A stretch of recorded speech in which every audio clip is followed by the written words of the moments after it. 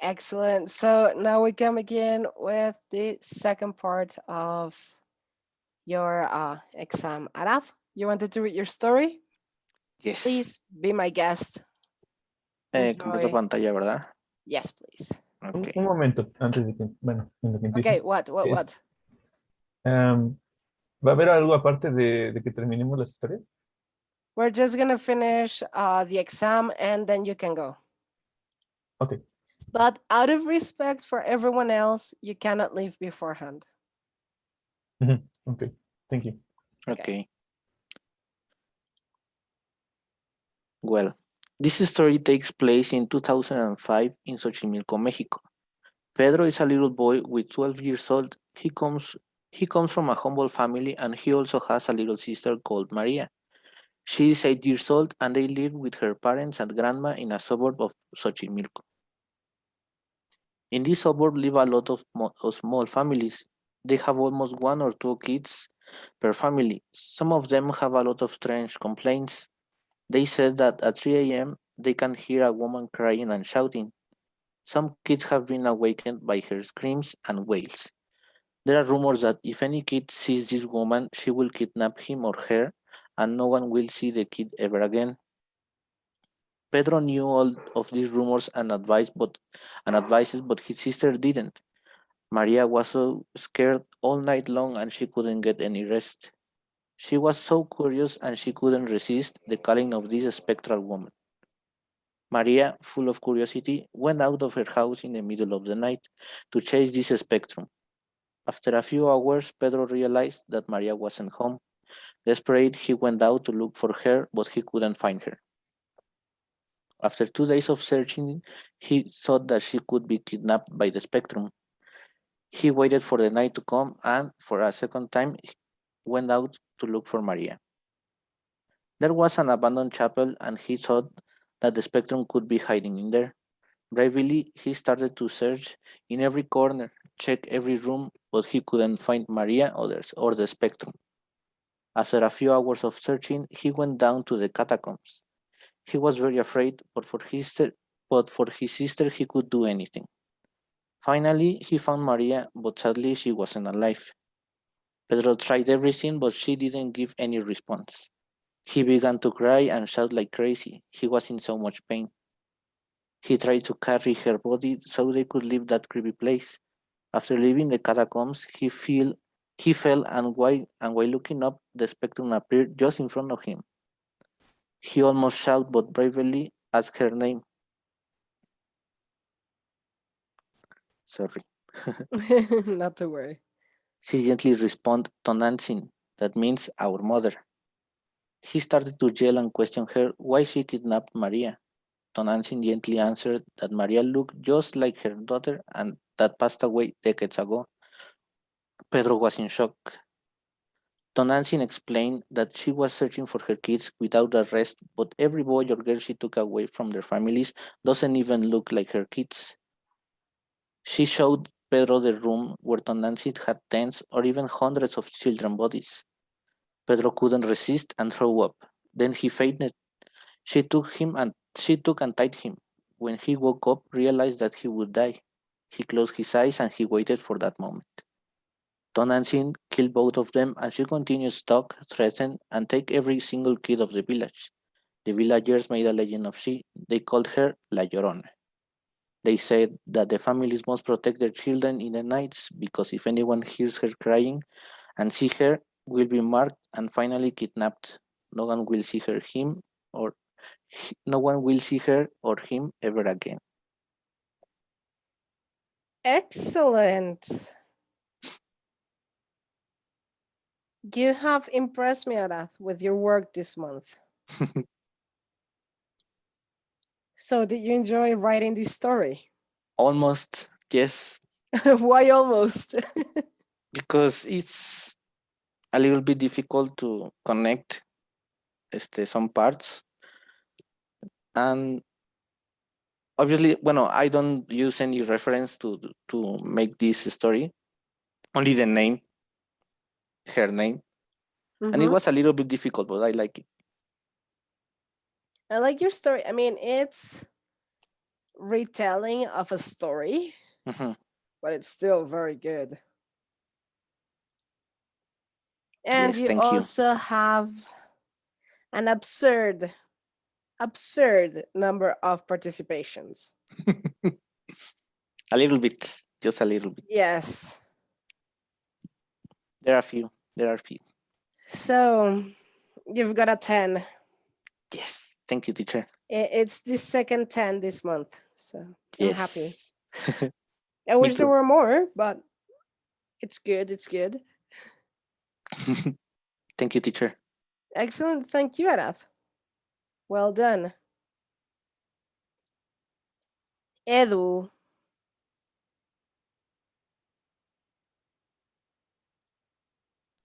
Sí, voy.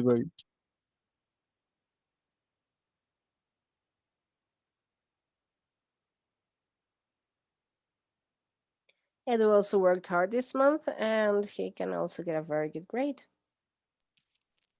Voy. Es que déjenlo encuentro. Lo cerré sin querer. Mm, And you also Aquí turned está. in all of your work. That's good. Aquí está. Está abriendo. Okay. Just say it in English. English class. Ok.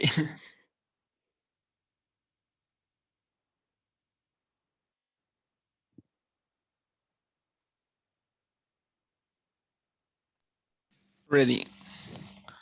It was the year 1980s, 1865. 1865 in a Mhm. small town in Zacatlán, Puebla.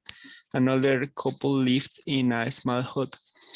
Some people had reported people missing. Some might come to think that they were lions and might even think that they were alive.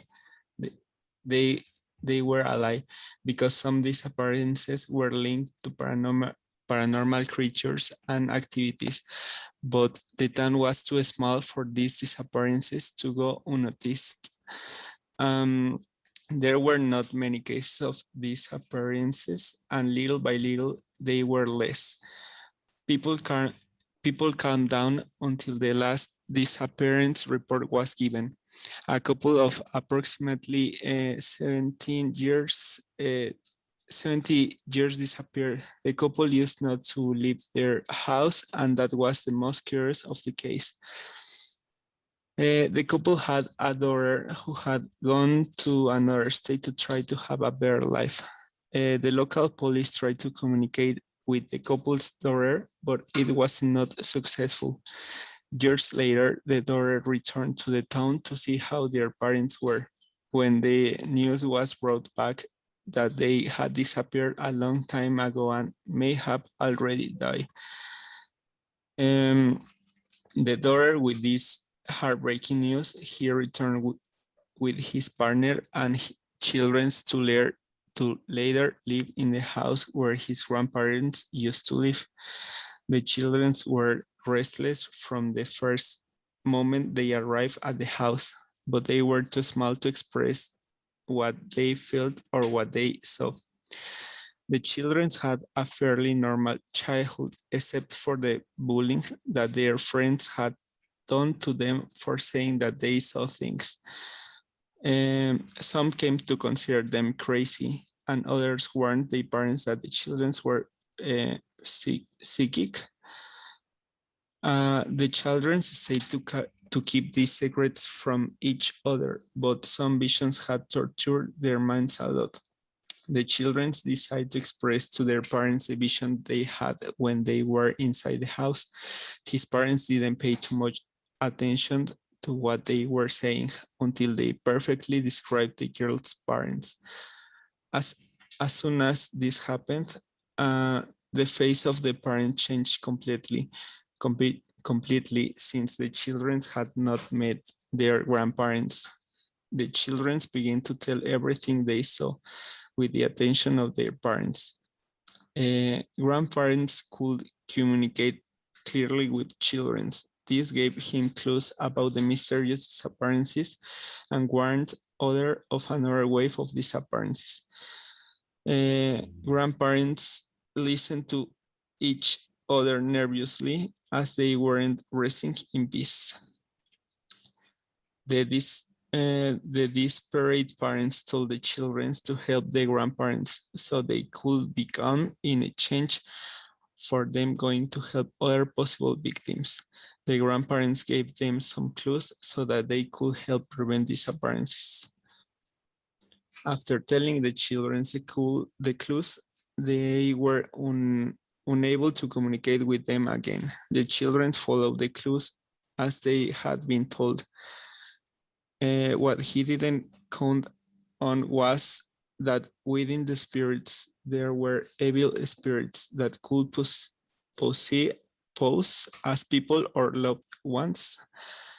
The purpose of these evil spirits is to carry the bodies of the people who disappear with an entity that allowed them to continue being in the world in which we are. Most of these spirits were not resting, thinking in peace because of something they had not done in life. Fortunately for the grandparents, they had died from one of these evil spirits, but they were resting in peace. Unfortunately for the children, the spirit who had posed as grandparents had led them into a trap. Since children were the only one who could stop the plans of this entity to manipulate the cycle of life and death. When they were about to be captured by the evil spirits, the children began to dialogue with the spirits and told them that not everything had to be this way, that they could communicate with the spirits and that they could help to fulfill the objectives that they could not do in life. The spirits agreed since they had never really realized that they were doing a bad deed to try to help their loved ones. It was at the moment that the spirits released the children and they helped all the spirits so that little by little they could be resting in peace. Many years have passed since that event, and very few reports of disappearance have been made because more and more people stop being afraid of paranormal things and being to see them as a sign of their loved ones, and with the help of more psychic people, they can rest in peace. And that's all. Excellent. That's such a nice story, Edu. Thank you, I teacher. liked it. I liked it. Did you enjoy writing it? More or less. Why? Because I'm not good at writing, and uh, thinking on stories, but I like it. It was a very good story. So you've got 9.5. Thank you, teacher. And we're still lacking Alex and Joseph. Who wants to go first?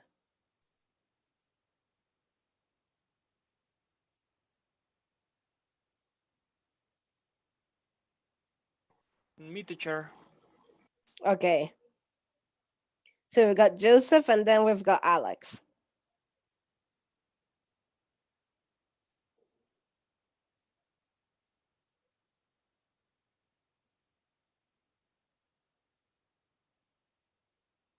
Do you see? Yes. Okay.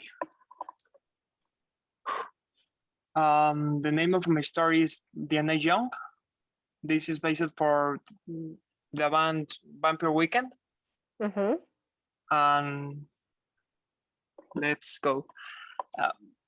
My name is Taylor McNally, and I shall have not tell you this story of mine.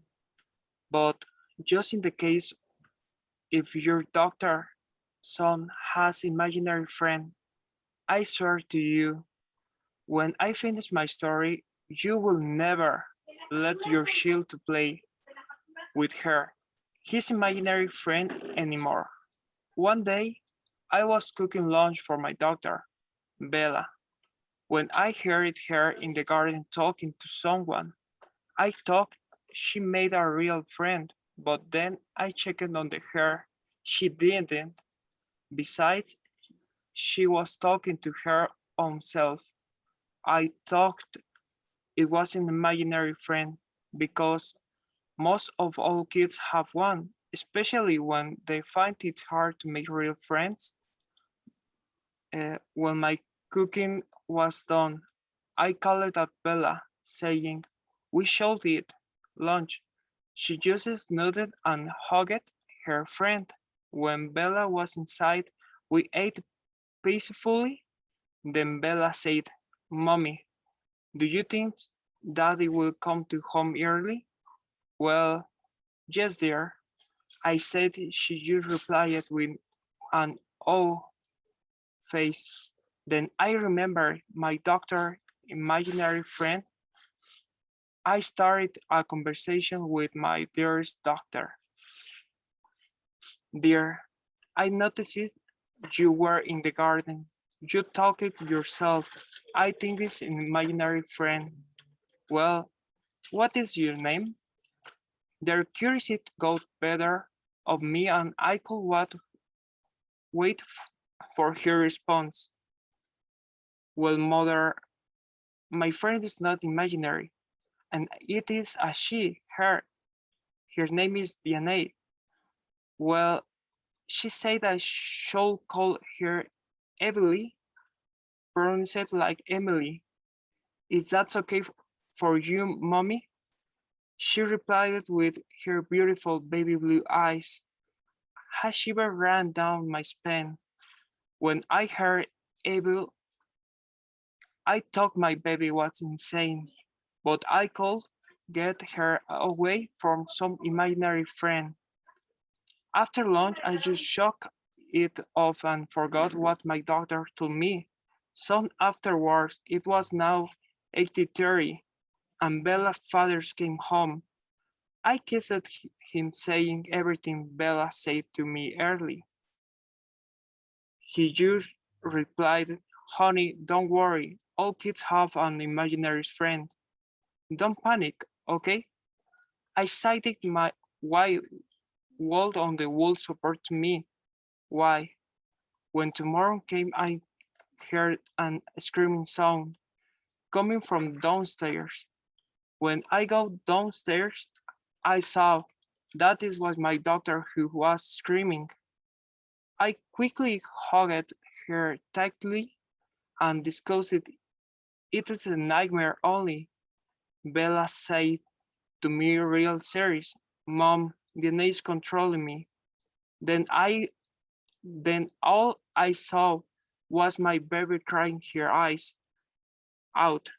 I noticed her wrists were cut. I contacted 911 immediately and told them what happened.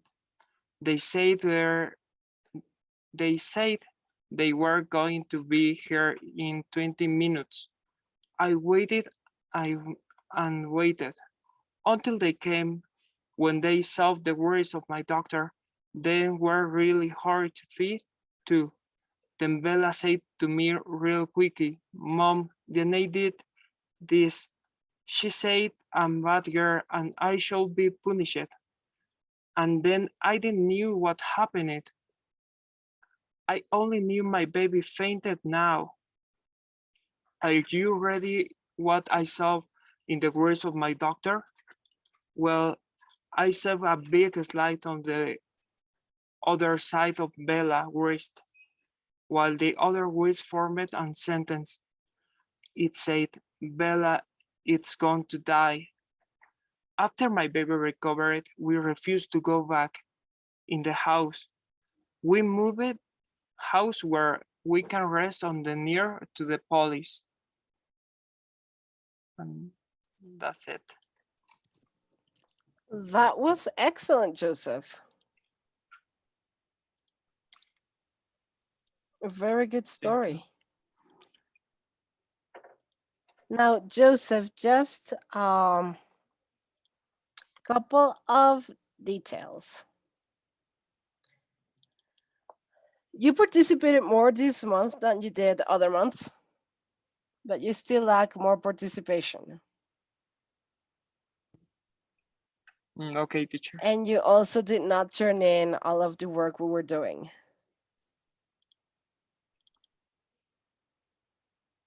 Thank you. You should have around 4 class works up. You only have 2. Okay. So you have 7.8. Thank you. The thing is, I know you can do better, Joseph. I want you to do better next month. I believe in you. Okay? Okay, teacher. Excellent, Joseph. So, Alex, last but not least, Alex, it's your turn.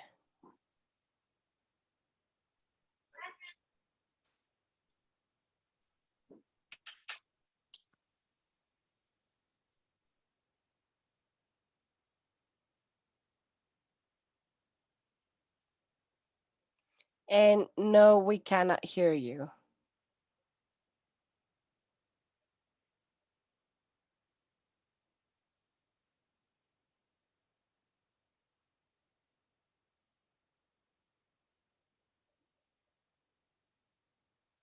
Can you try, I don't know, a different mic?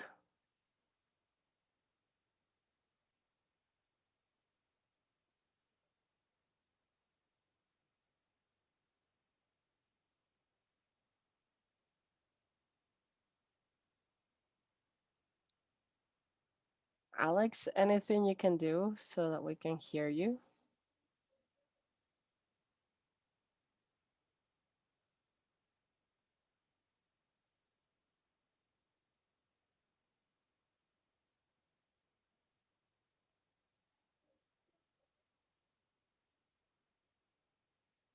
Okay, guys, I've got a... Okay, you can record yourself and put it up in the general drive. You have only up till today to do that.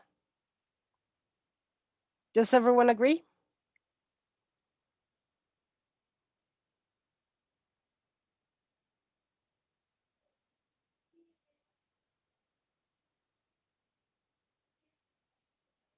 Okay, it has to be a unanimous decision. So if we have 3 yeses,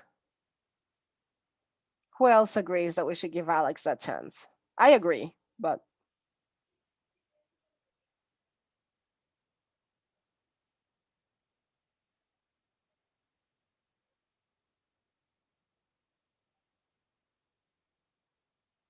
well, I think it looks like everyone wants to help Alex. So, Alex, I want it to be up by before the end of the day today. That sound good?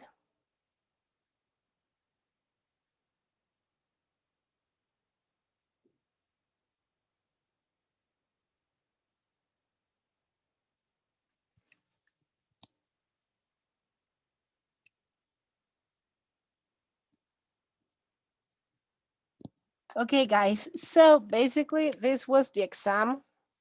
You are now free to go and continue with the rest of your exams. Okay?